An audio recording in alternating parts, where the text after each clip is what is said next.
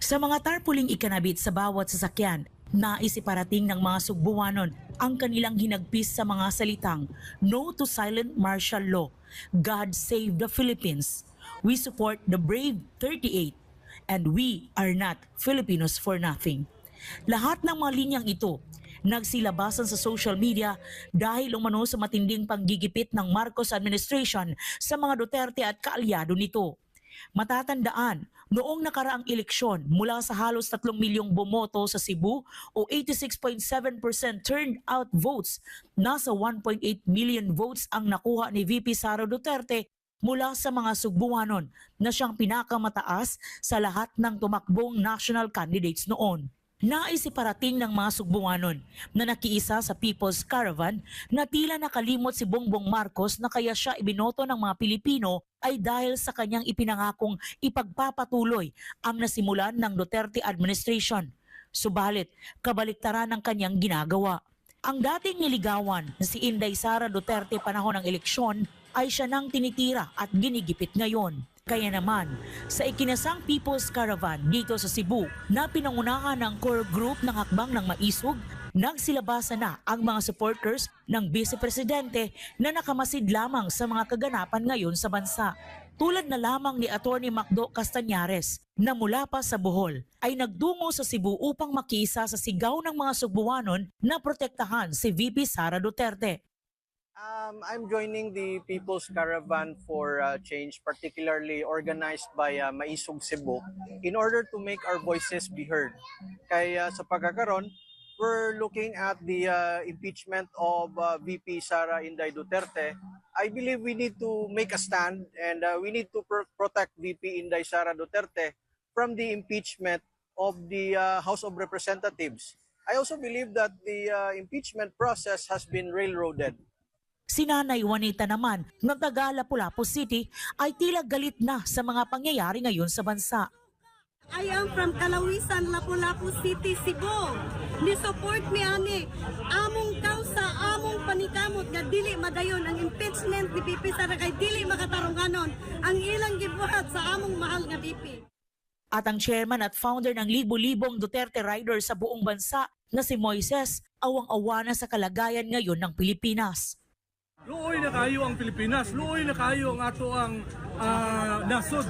So, dili pwede nga dita mo tingog ganing ato ang paninguha na dili ma-impeach Inday Sara. Kung sa may pasabot nila sa impeachment Inday Sara, gusto nila na ma-impeach Inday Sara kay dili nakadagan sa 2028. Pero paningkamutan nato nga dili gyud ma-impeach Inday Sara kay tinguha sa katawhan sa tibuok Pilipinas nga Duterte ang lingkod 2028.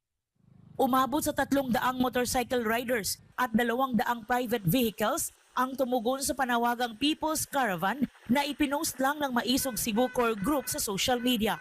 Alas 7 ng umaga nang umpisahang ikutin ng mga Duterte supporters ang rutang Mandawi City, Consolacion, Liloan, pabalik ng Cebu City, Talisay City at nagtapos ito 1:00 ng hapon sa Mandawi City. Sa bawat madatna na ordinaryong Sugbuanon, makikita sa kani-kanilang reaksyon ang pakikiisa at panawagang suportahan at protektahan si VP Inday Sara Duterte. Kauna-unahan ang pagtatagpong ito ngayong taon ng mga Duterte supporters sa Cebu. Tulad ng karamihan, iisa lang ang tono ng kanilang hiling sa taong bayan. Ang panawagan namo karong eleksyon, atong iboto ang PDP Laban, Team Suka, kanang ilang bagsak BBM, bagsak ang pulboronic.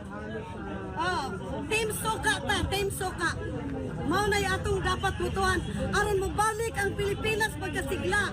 Mas-safe ang atong mga kabatanunan. Mas-safe ang atong mga anak gikan nag-eskwela. Maglakaw sa kalsada nga wala nay lugos. Wala nay rape, wala nay tulis. Wala nay panglapnot sa mga cellphone, mga bag. Atong ibalik ang mga Duterte. Akong panawagan sa tanang Pilipino karon sa panghitabo, kinahanglan nga mutingog ug mubarog aron sa pagprotektar ni VP Inday Sara Duterte batok sa iyang impeachment. Atong nakita ang rampant nga korupsyon bisan asa. Atong nakita po nato ang pag-railroad sa process sa impeachment ni VP Sara, isensayon na nila og pirma. So atong giauhag ang kadaghanan nga kinahanglan mubarog, mutingog kinahanglan po nato suportahan ang mga kandidato ni President Rodrigo Duterte aron maprotektaran gyud si VP Inday Sara. Kaya mahitabo kung mawa si VP Inday Sara, magunsa naman ta. Obviously, our lawmakers have failed us. The executive branch of government, I don't know what they are doing. Crime is on the rise.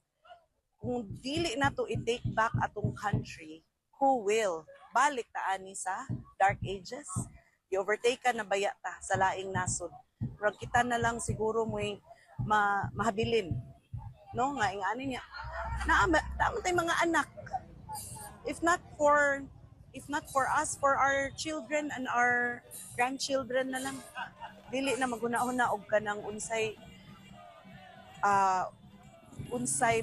mahitabo nato. Better to stay safe, better to stay silent. Magsigira sa taghilom-hilom, sama ra na sa ning sugot nga ang atong mahal sa kinabuhi, matangtangan og mga katungod. Mura namang yun ni martial law. Nilinaw naman ng konvenor ng Hakbang ng Maisog Cebu na si June Abines na hindi ito ang unang People's Caravan dahil tinitiyak niyang masusundan pa ito ng mas malaking pagtitipon ng sambayanang Pilipino. Ang Cebu People's Caravan, very successful. Kung nakita ninyo, unsa kadaghan ang nihanhe, dili pa na mao, daghan pa'y nabilin kay sa traffic. So karon nakahiusa ang Cebuano, first time pa ni sa Tibok Pilipinas naghimog karaban. Walay sakto nga organization, gitawag nga People's Caravan through social media. Karon nakita ninyo nga daghan ang nagpakanaban ng Cebuano, anda mo anhe magpainit para mapabati sa Tibok Pilipinas o Tibok Kalibutan nga angay natang mo lihok, angay natang mo aksyon. Dili naigo ang mga polong. Kung kinahanglan maghungpong kita sa dalan atong himuon para pukaon ang natulog ng mga Pilipino. Labi na ang atong mga sinaligan nga military o mga pulis.